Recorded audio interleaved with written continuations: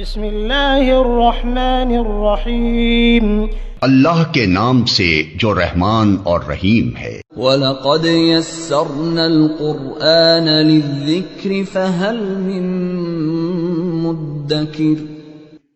ہم نے اس قرآن کو نصیحت کے لیے آسان ذریعہ بنا دیا ہے، پھر کیا ہے کوئی نصیحت قبول کرنے والا؟ اعوذ باللہ من الشیطان الرجیم، بسم اللہ الرحمن الرحیم۔ وَلَقَدْ آتَيْنَا مُوسَى الْهُدَىٰ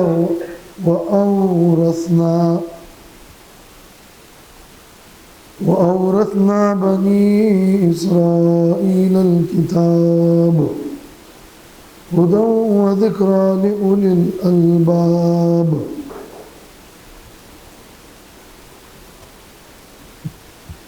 یہ سورۃ مومن کی آیت نمبر 53 ہے، اور اس آیت میں اللہ رب العالمین نے دلیل نقلی ذکر کی ہے، یعنی ایک دلیل عقل عام کی ہوتی ہے اور ایک دلیل وہ کہ جو نقلی دلیل کہلاتی ہے،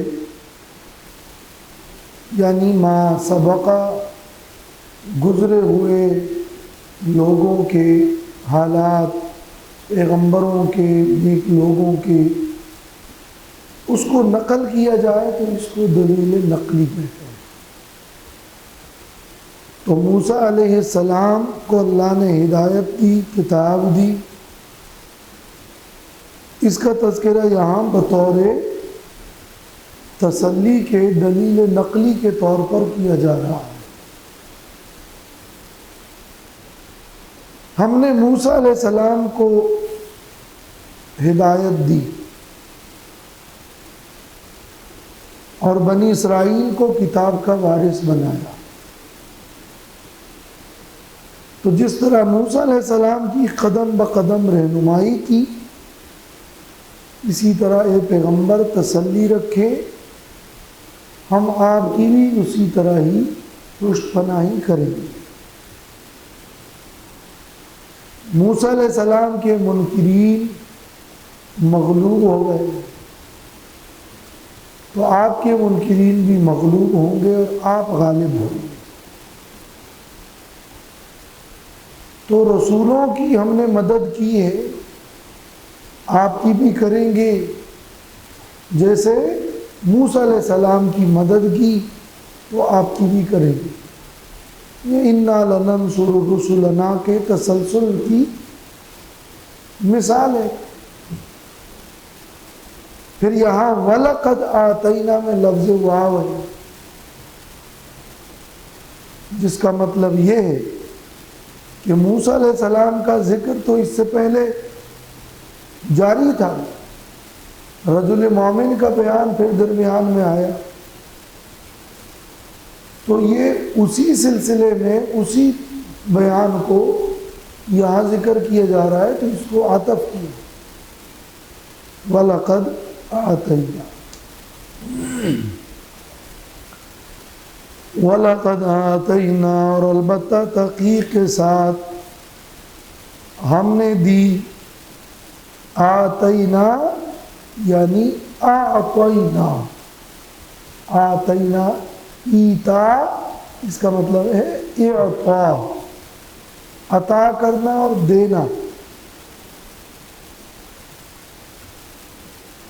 ہم نے دی موسیٰ علیہ السلام کو الہدیٰ، ہدایت،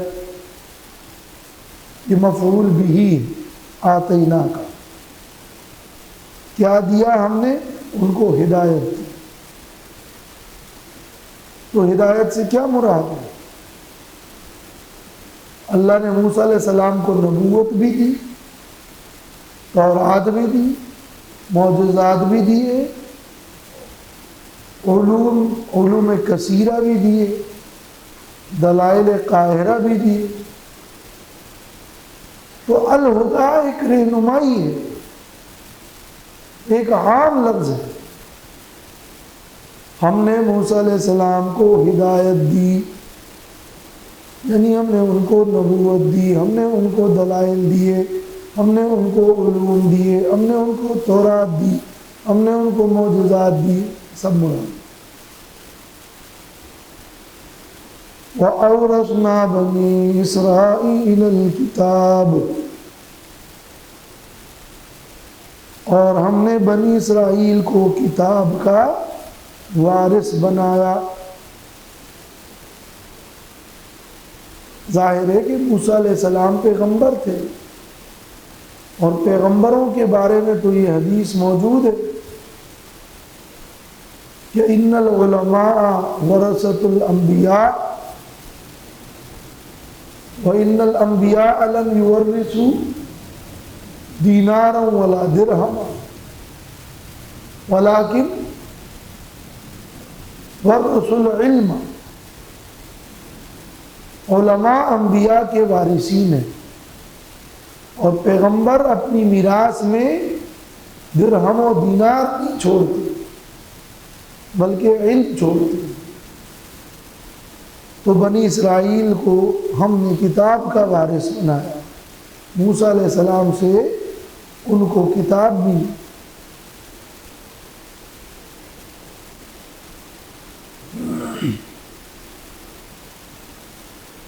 تفسیر ابن کثیر میں ہے کہ جعلنا لهم العاقبہ وأورثناهم بلاد فرعون واموالهم، ہم نے ان کو ایک اچھا انجام دیا اور بلاد فرعون کا وارث بنایا۔ بنی اسرائیل کو جو ایک مقام ملا کتاب کی وجہ سے ملا، موسیٰ علیہ السلام کی وجہ سے ملا، اس کو وَأَوْرَثْنَا کے لفظ سے تعبیر کیا ہے۔ ہم نے بنی اسرائیل کو کتاب کا وارث بنایا۔ هُدًى وَذِكْرَىٰ لِأُولِي الْأَلْبَابِ، جو کتاب ہدایت اور نصیحت تھی لِأُولِي الْأَلْبَابِ، عقول والوں کے لیے، عقل والوں کے لیے۔ ہدا اور ذکرہ یہ دونوں یہ مفعول لہو بن سکتے ہیں۔ یہ جو ہم نے ان کو کتاب کا وارث بنایا اور ہم نے کتاب دی، یہ کس لیے دی؟ ہدایت کے لیے دی، نصیحت کے لیے دی، کے لیے ہدن ہدایت کے لیے مفعول لہو، اور ہدن اور ذکرہ ہادن کے معنی میں بھی ہو سکتے ہیں، یعنی دونوں مصدر ہے، اور مصدر بمعنی اسم فاعل۔ بطور مبالغہ وہ کتاب جو کہ ہدایت تھی یعنی ہدایت کرنے والی تھی، نصیحت تھی یعنی نصیحت کرنے والی تھی، ہدن عام اور ذکرہ خاص۔ لِأُولِي الْأَلْبَابِ، الباب والوں کے لیے۔ الباب لبن کی جمع ہے، لبن کہتے ہیں عقل کو، تو الباب اس کی جمع ہے بمعنی عقول۔ اولی الالباب یعنی اولی العقول، عقل تو واحد ہے، اس کی جمع عقول ہے۔ اردو میں پھر لفظ عقل جب استعمال ہوتا ہے عقل والے، تو اس میں صرف ایک عقل مراد نہیں ہے، وہ جنسی معنی میں عقل والے بھی عام ہیں، لیکن اولی الالباب، الباب کا لفظ جمع ہے، عقلوں والوں کے لیے۔ لب کہتے ہیں اصل میں اس عقل کو جو کہ شبہات سے، خواہشات سے پاک، صحیح عقل ہے، وہی العقول الصحیحہ، ابن کثیر۔ لہذا نصیحت کے لیے اور ہدایت کے لیے عقول صحیحہ کی ضرورت ہے، دانش مندی کی ضرورت ہے۔ اور دانش مندی یہ ہے کہ انسان انجام پہ سوچے۔ تو اگر انسان اپنے انجام، اپنے موت اور ما بعد الموت پہ غور کرے تو وہ انبیاء کی تعلیمات کو اپنا لے، اور اس کو عقل معاد اور عقل آخرت کہا جاتا ہے۔ جہاں تک دنیا کی عقل ہے اور عقل معاش ہے، وہ تو ظاہری دنیا کے علوم ہیں لیکن حقیقی علم تو نہیں ہے۔ وہ عقل معاش ہے لیکن اصل دانش مندی نہیں ہے۔ وہ عقل والوں کے لیے، یعنی صحیح عقل والوں کے لیے، دور اندیش لوگوں کے لیے، شبہات کے پیچھے نہ پڑنے والے، خواہشات پر فریفتہ نہ ہونے والے لوگ، ان کے لیے کتاب ہی ہدایت اور رہنمائی ہے، اور اس کتاب سے وہ نصیحت لے سکتے ہیں۔ ورنہ تو ان کے خواہشات، ان کے شبہات آڑے آئیں گے اور وہ ہدایت اور نصیحت نہیں لے سکیں گے۔ اس لیے کہا لِأُولِي الْأَلْبَابِ۔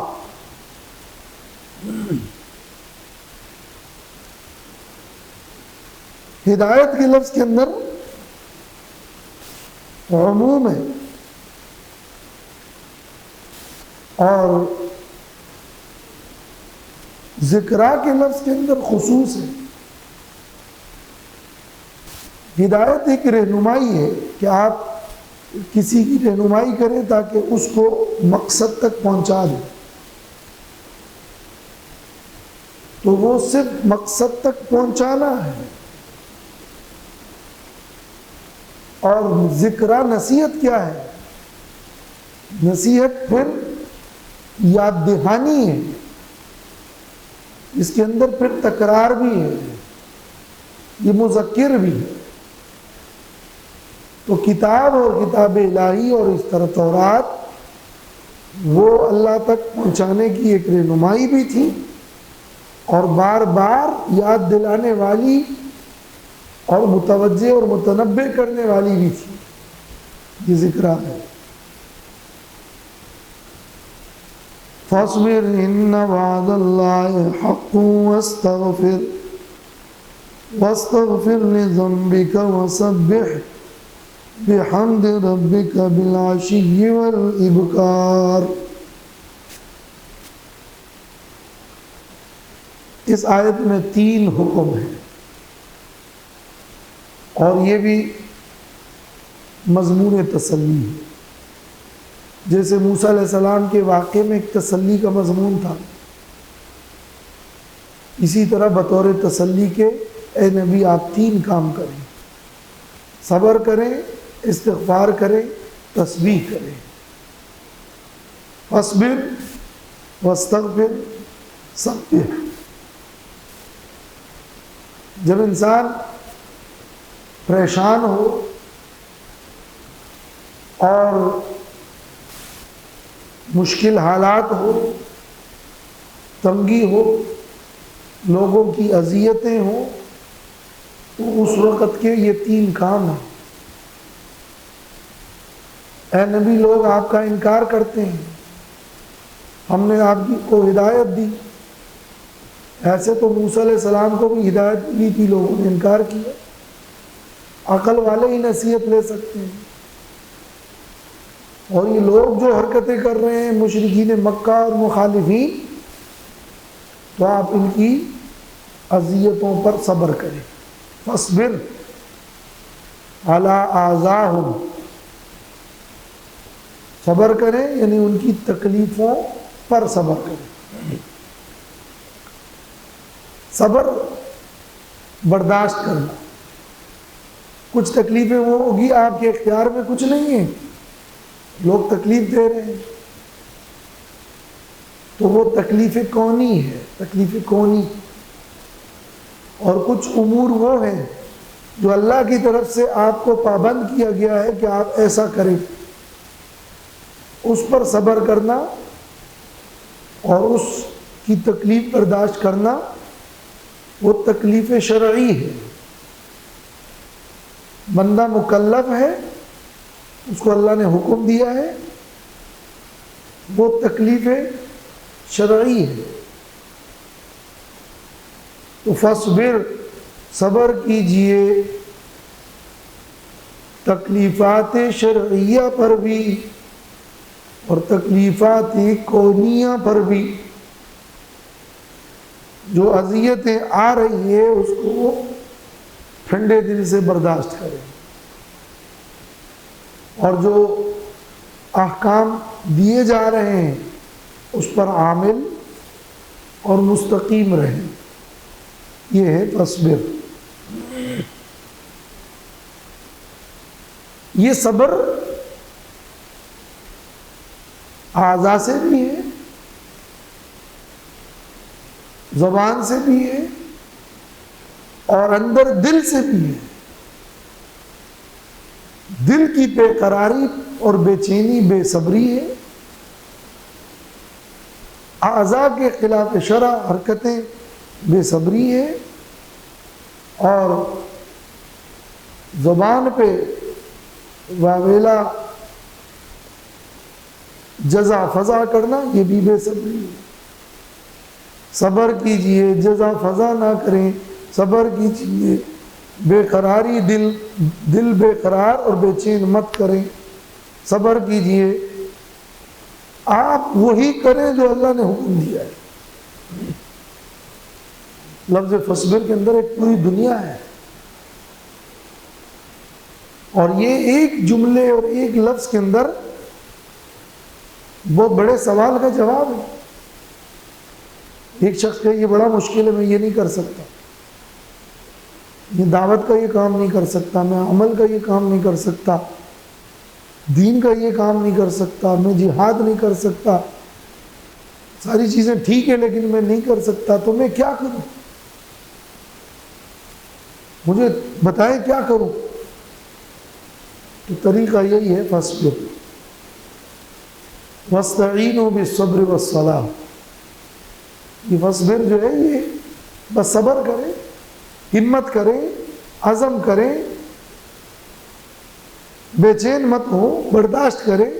یہ سارے متبادل الفاظ ہیں اس کی وضاحت کے. تو داعی کے لیے سب سے پہلا کام فصبر، اور یہ خلق ہے، اخلاق ہے. داعی میں اخلاق ہونی چاہیے، وہ صبر.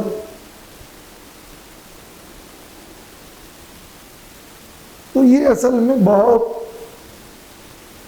ایک لفظ میں بہت بڑی جامعیت ہے. فاصبر ان وعد اللہ حق. اب اس لفظ کی یہ جو جامعیت ہے اور ہر جگہ اس کے مختلف استعمالات ہیں، لغوی معنی میں بھی ہے، اصطلاحی معنی میں بھی ہے. یہاں سیاق سباق میں جو مفہوم ہے وہ کیا ہے کہ مخالفین آپ کو تکلیفیں دے رہے ہیں، آپ ان کی تکلیفوں کو برداشت کریں. ان وعد اللہ حق. ان تکلیفوں، ان مصیبتوں، ان مشکلات، ان حالات سے یہ مت گمان کریں کہ نصرت نہیں ہوگی. حتی یقول الرسول والذین آمنوا معه متی نصر اللہ الا ان نصر اللہ قریب فاصبر ان وعد اللہ حق. بے شک اللہ کا وعدہ حق ہے. حق ہے، حق کسے کہتے ہیں؟ ثابت ہے، ہو کر رہے گا. اور وہ وعدہ یہی ہے جو پہلے فرمایا کہ انا لننصر رسلنا والذین آمنوا فی الحیات الدنیا. یہ وعدہ حق ہے، وعدہ نصرت. اور تفسیر ابن کثیر میں ہے اِنَّا سَنُعْلِي كَلِمَتَكَ وَنَجْعَلُ الْعَاقِبَةَ لَكَ وَلِمَنِ اتَّبَعَكَ۔ صبر کریں، بے شک اللہ کا وعدہ حق ہے، اور وہ وعدہ یہ ہے کہ ہم تیرے کلمے کو بلند کریں گے، اور انجام غلبے کا وہ آپ ہی کے لیے ہے، آپ کے متبعین کے لیے ہے۔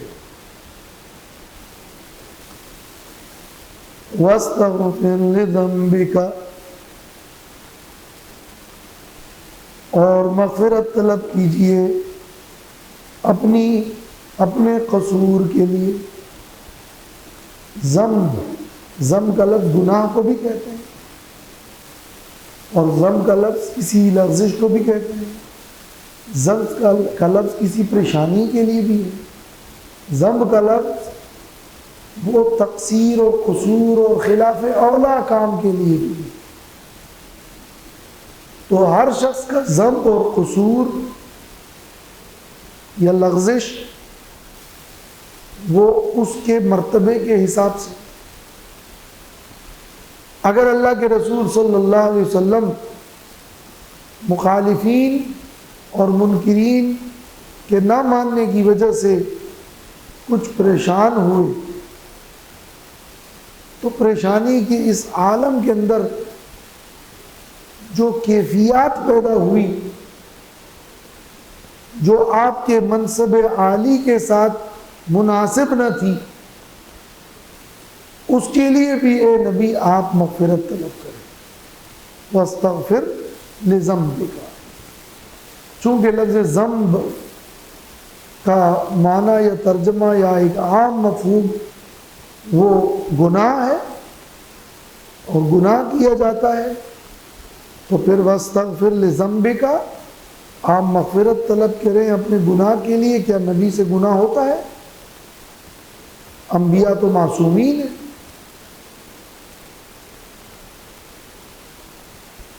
اور اللہ نے سورۃ الفتح میں تو فرما دیا ہے کہ اللہ تعالیٰ نے آپ کے اگلے پچھلے گناہوں کو معاف کر دیا ہے۔ یغفر اللہ لک ما تقدم من ذنبک وما تأخر، تو وہاں تو اعلان مغفرت ہو چکا ہے، تو واستغفر لذنبک وہاں بھی ذنب کا لفظ ہے۔ تو ایک تو وہ سورۃ الفتح وہ سن 6 ہجری کی ہے، وہ مدنی ہے، اور یہ مکی دور کا ہے، تو اس وقت تو وہ اعلان ہوا نہیں تھا، یہ بات تو اپنی جگہ، لیکن لفظ ذنب اصل میں گناہ کے لیے کوئی مختص لفظ نہیں ہے۔ خلاف اولا، شان اور رتبے کے خلاف کوئی امر، لغزشات، ان سب کے لیے لفظ ذنب کا استعمال ہوتا ہے۔ جیسے اللہ تعالیٰ نے سورۃ التحریم میں فرمایا لِمَ تُحَرِّمُ مَا أَحَلَّ اللَّهُ لَكَ یا عَبَسَ وَتَوَلَّى أَن جَاءَهُ الْأَعْمَى، اس قسم کی باتیں جو قرآن میں ذکر ہے، جو کہ گناہ نہیں تھا، خلاف اولا، اور اللہ تعالیٰ نے آپ کو متنبہ فرمایا، تو اس کے لیے فاستغفر لذنبک۔ اور یہ معنی بھی ہو سکتا ہے کہ خطاب تو آپ سے ہے، لیکن مراد امت ہے۔ واستغفر لذنبک یعنی واستغفر لذنب امتک، اپنی امت کے گناہوں کے لیے مغفرت مانگے۔ خطاب اولی تو چونکہ نبی سے ہے، تو جو ہمارے لیے ہے وہ تو نبی کی اتباع میں ہے ہی، لیکن خود آپ صلی اللہ علیہ وسلم کے لیے جو اشکال واقع ہو رہا ہے، اس اشکال کا جواب بتا رہا ہے، لیکن یہ سب دوسری آیات کی روشنی میں دیکھ کر جواب دینا ہوگا۔ اگر اللہ نے آپ کی تمام گناہ معاف کیے ہیں اور یہ اعلان ہوا ہے سورۃ الفتح میں، اور یہ آیت مکی ہے، تو کیا مدنی دور کے بعد یا سورۃ الفتح کی نزول کے بعد آپ کو یہ حکم نہیں ہوا؟ آپ کو تو سورۃ النصر میں بھی فرمایا گیا ہے کہ واستغفر، وہ تو آخری صورت ہے۔ تو آپ کا استغفار آپ کی شان کے رتبے کے حساب سے تھا، یہ جواب ہم اس لیے دیتے ہیں۔ دوم یہ کہ واستغفر لذنبک وللمؤمنین، ایک مقام پہ اللہ نے یہ بھی فرمایا ہے کہ اے نبی آپ اپنے لغزش کے لیے بھی مغفرت مانگے اور مومنین کے لیے بھی، تو وہاں تو وللمؤمنین خود ذکر ہے لذنبک کے ساتھ، تو جہاں ذکر ہے پھر وہاں وہی کہیں گے جو یہاں کہیں گے، چونکہ یہ بات طے ہے دوسری آیات کی روشنی میں اور امت کے اجماع اور اتفاق سے، اور جس کے اور اپنے بہت سے دلائل کہ انبیاء علیہم السلام معصوم ہوتے ہیں گناہوں سے، مگر خلاف اولا اور لغزشات یہ ہو سکتی ہیں، لہٰذا نبی کے لیے اگر واستغفر لذنبک ہے تو وہ ان کے لغزشات اور خلاف اولا کو واستغفر لذنبک کہا گیا ہے۔ اور استغفار کا حکم دینے سے یہ لازم بھی نہیں آتا کہ عملاً اور بالفعل وہ گناہ یا موجود ہو، بلکہ یہ پہلے سے ہی یہ حکم ہے، گناہ ہو گناہ نہ ہو آپ مغفرت طلب کرتے رہیے۔ اللہ کے رسول صلی اللہ علیہ وسلم نے فرمایا میں اللہ تعالیٰ سے ایک دن میں 100 بار مغفرت طلب کرتا ہوں۔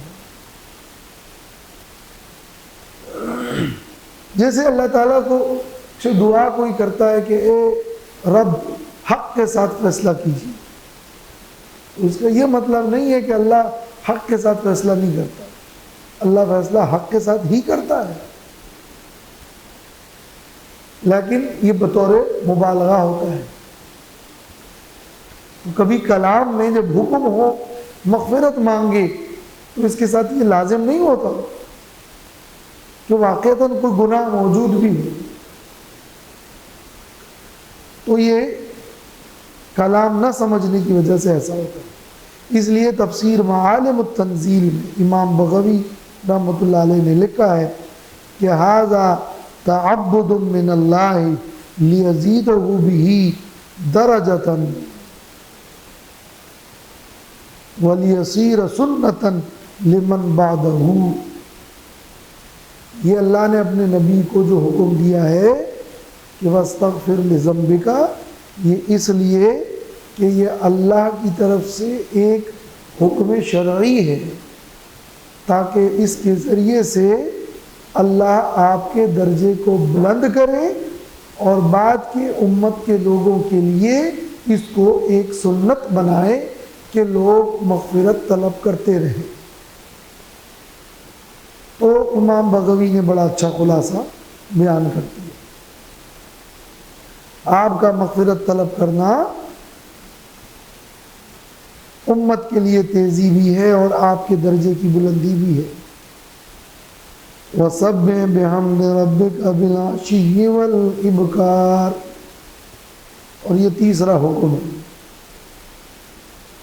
اور تسبیح کیجیے اپنے رب کی حمد کے ساتھ بالعشی والابکار، شام کے وقت میں اور صبح کے وقت میں۔ عشی کا لفظ کہتے ہیں زوال سے لے کر غروب تک، سورج کے ڈھلنے سے لے کر سورج کے غروب تک کا وقت، اور ابکار کہتے ہیں صبح کے وقت سے لے کر فجر سے لے کر زوال تک عربی میں۔ عشی کا لفظ جو ہے وہ دن کا آخر، رات کا شروع، یہ عشی ہے. اور ابکار کا لفظ دن کا شروع اور رات کا آخر.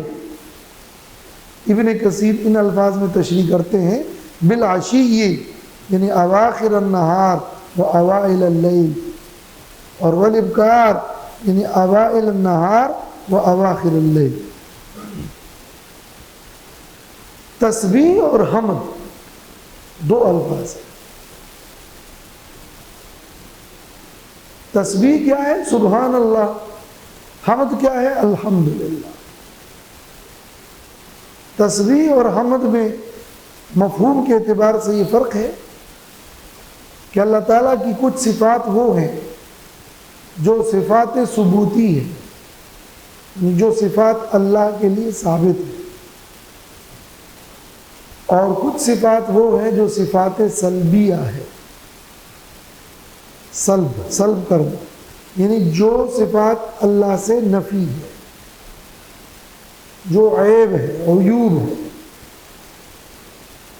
تو تسبیح کا معنی یہ ہے کہ اللہ میں عیب کی صفت نہیں، صفات سلبیہ کی نفی ہے.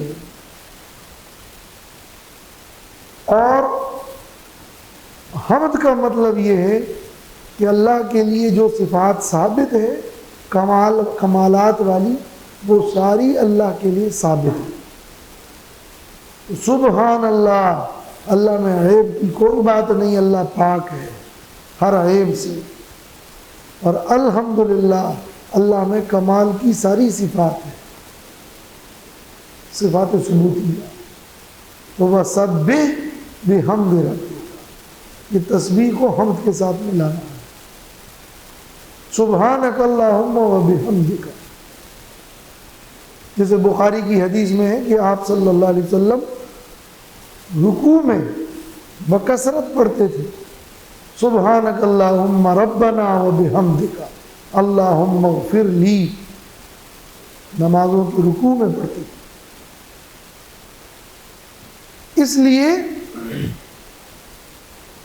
وسبح بحمد ربک بالعشی والابکار، یہ جو جملہ ہے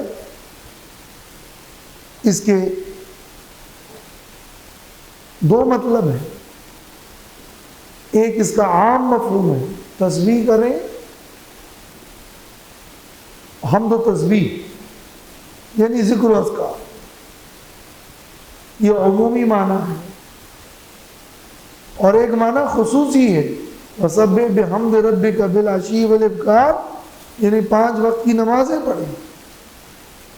عبداللہ ابن عباس رضی اللہ عنہما فرماتے ہیں کہ وسبح بحمد ربک بالعشی والابکار، اس سے مراد ہے صلوات 5، 5 نمازیں. اور امام قتادہ سے مروی ہے صبح اور شام کی نماز بالخصوص مراد ہے بالعشی والابکار. جیسے کہ بعض احادیث میں فجر اور عصر کی بالخصوص فضیلتیں جیسے وارد ہیں. اور عمومی معنی میں تو تسبیحات اور ذکر و اذکار. تو ایک داعی کی تسلی صبر سے جس طرح ہے، پھر استغفار سے جس طرح ہے، اس کے ساتھ ساتھ تسبیح، حمد و ثنا اور نمازوں سے بھی دل کو بڑی راحت اور سکون ملتا ہے. تو یہ 3 بہترین وظائف ہیں جو اس آیت میں بیان ہوئے.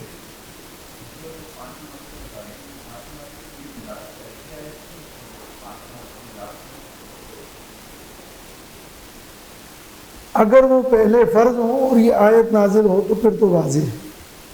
اگر پہلے وہ اس ترتیب سے فرض نہ ہو اور یہ آیت نازل ہو تو اس میں 2 وقت کی ہیں، جیسے کہ امام قتادہ نے فرمایا وہ مراد ہے.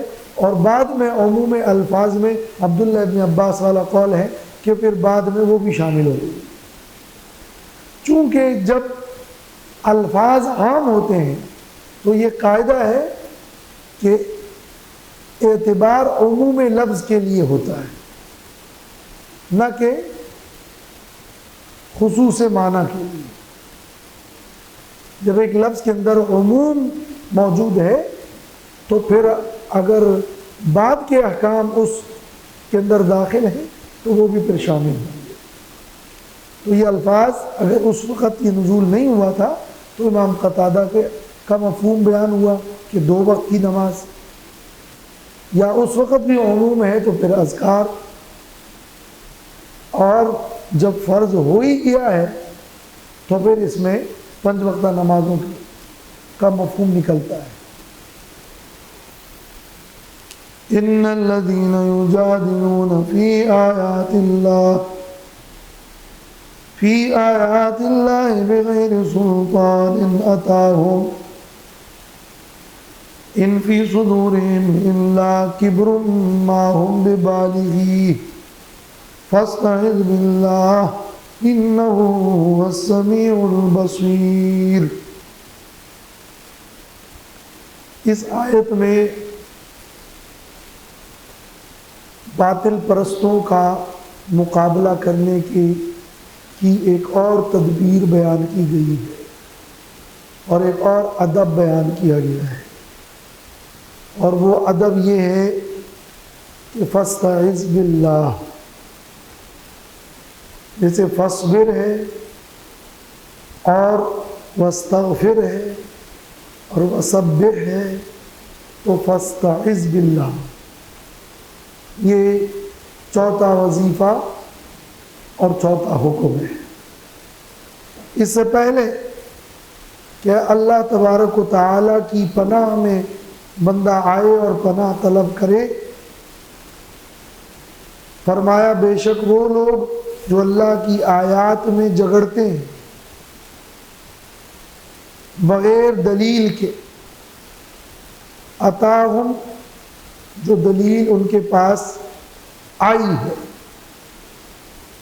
سلطان اصل میں غلبے کو کہتے ہیں، اور غلبہ کبھی دلیل سے ہوتا ہے اور کبھی حکمرانی سے ہوتا ہے، اس لیے سلطان حجت اور دلیل کو بھی کہتے ہیں اور سلطان بادشاہ کو بھی کہتے ہیں۔ تو اللہ کی آیات میں جدال کرنے والے، اللہ کی آیتوں کا مقابلہ کرنے والے، کجباسی کرنے والے، جیسے کہ اس صورت کا مضمون ہے، اور ابتدائی صورت میں ہم نے جدال بآیات اللہ کی پوری تشریح کر دی تھی۔ تو یہ جو اللہ کی آیتوں میں جھگڑتے ہیں، دلیل نہیں کوئی نہیں ہے ان کے پاس کہ جو دلیل ان کے پاس آئی ہو، یہ جھگڑنا ان کا بلا دلیل ہے، یعنی جدال بالباطل ہے۔ تو یہ اس لیے نہیں ہے کہ ان کے اندر دل میں کوئی نیک نیتی ہے اور ان کو بات سمجھ نہیں آتی، یا اے نبی آپ کے دلائل میں کوئی کمزوری ہے، آپ تسلی رکھیں، آپ کے دلائل میں کوئی کمزوری نہیں ہے، آپ کے بیان میں کوئی کمزوری نہیں ہے، اور یہ لوگ جانتے بھی ہیں کہ آپ پر حق ہیں۔ یہ ان کی کوئی نیک نیتی نہیں ہے، ان کا یہ ناسمجھی بھی نہیں، وہ سمجھ کے جان بوجھ کے وہ جو نہیں مان رہے، اس کی اصل وجہ میں تمہیں بتاتا ہوں، وہ یہ ہے ان فی صدورہم الا کبر، نہیں ہے ان کے سینوں میں مگر تکبر ہے، حسد ہے، غرور ہے، وہ خود کو کوئی چیز سمجھتے ہیں اور بڑا سمجھتے ہیں، ہم نبی کی پیروی کریں گے، ہم ان کی خدمت کریں گے، ہم ان کی اطاعت کریں گے، ہمارے اپنی جو چودراہٹ ہے وہ ختم ہو جائے گی۔ تو یہ چونکہ وہ ان کے دماغ میں جو خناس بیٹھا ہوا ہے اور ان پر جو نشہ سوار ہے اور غرور اور تکبر کا جو عنصر ہے، وہ اصل رکاوٹ ہے۔ آپ تسلی رکھیں، آپ نے اپنا بیان پورا کر دیا، اور ان کو پتہ بھی چل گیا تو بے شک وہ لوگ جو جھگڑتے ہیں اللہ کی آیتوں میں بغیر دلیل کے جو ان کے پاس آئی ہو، ان فی صدورہم الا کبر، نہیں ہے ان کے سینوں میں الا کبر مگر تکبر، یا الا کبر یعنی الا امر کبیر، مگر ایک بہت بڑا معاملہ ہے ان کے دماغ میں، ان کے دل میں ایک بہت بڑا پلان ہے، یہ امر کبیر ہے، یہ بھی ہے کبر کا یہ مطلب ہے یہ بہت بڑا معاملہ ہے، دوسرا معاملہ ہے ما ہم ببالغی، نہیں ہے یہ لوگ ببالغی اس کو پہنچنے والے، اس کو پہنچنے والے، ان کا جو ایک بہت بڑا ارادہ ہے، بہت بڑا امر کبیر اس لیے کہہ رہا ہوں کہ ان کا جو بڑا ارادہ ہے ما ہم ببالغی ہی، یہ اس کبر اور اس امر کبیر کو پہنچ نہیں سکتے، وہ بڑا ارادہ ان کا یہ ہے کہ آپ مغلوب ہو جائیں، یہ دعوت ختم ہو جائے اور آپ کو قتل کر دیں اور یہ حق مغلوب ہو، مگر یہ ہوگا نہیں بلکہ حق غالب ہو کر رہے گا، الا کبر علی اتباع الحق واحتقار لمن جاءهم به وليس ما يرمونه من اخمال الحق واعلاء الباطل بحاصل لهم بل الحق هو المرفوع وقولهم وقصدهم هو الموضوع، تفسیر ابن کثیر، یعنی ان کے دلوں کے اندر جو تکبر ہے، بڑائی ہے اور معاملہ ہے وہ یہ ہے کہ وہ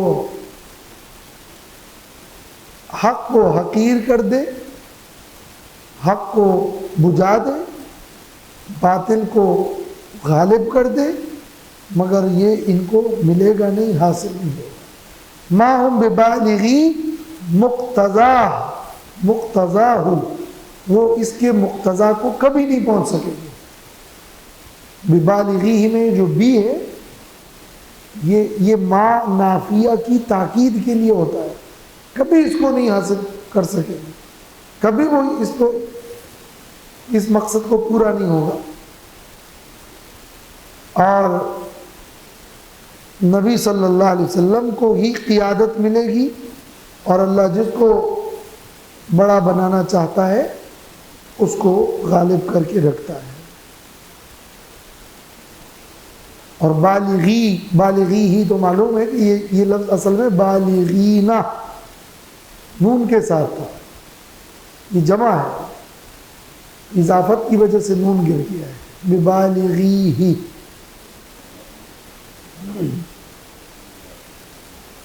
فاستعذ باللہ، جب ان کے ایسے ناکام عزائم ہیں، جب وہ تکبر کرتے ہیں تو فاستعذ باللہ، بس آپ اللہ کی پناہ طلب کریں،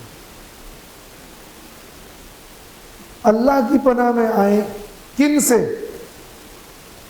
اللہ کی ہی پناہ۔ کن سے؟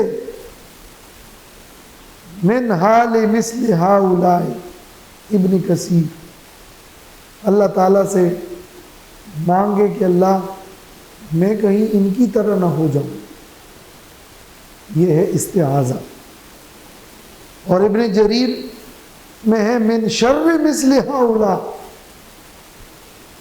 ان لوگوں کے شر سے پناہ مانگو، جسے سورۃ الفلق میں ہے من شر حاسد اذا حسد، تو فاستعذ باللہ۔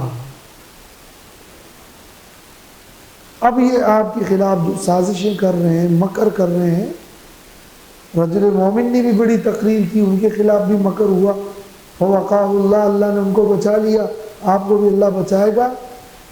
آپ اللہ کی پناہ مانگے ان کفار سے، ان کے ناپاک عزائم سے، ان کی طرح ہونے سے، اور تعوذ کے بے شمار کلمات ہیں احادیث مبارکہ میں، مختلف چیزوں سے پناہ. اللہم انی اعوذ بک من علم لا ينفع ومن قلب لا يخشع ومن نفس لا تشبع. اللہم انی اعوذ بک من الہم والحزن واعوذ بک من العجز والکسل واعوذ بک من غلبۃ الدین وقہر الرجال. بہت ساری بد اخلاقیوں سے، پریشانیوں سے، خیر نافع علم سے، نفس کی بڑائی سے، اس دل سے جس میں خشوع نہ ہو، اس دعا سے جو قبول نہ ہو. بہت ساری تعوذات ہیں، وہ سب اس فاستعذ باللہ پر عمل ہے. انہ هو السمیع البصیر، بے شک وہ اللہ سننے والا ہے اور دیکھنے والا ہے.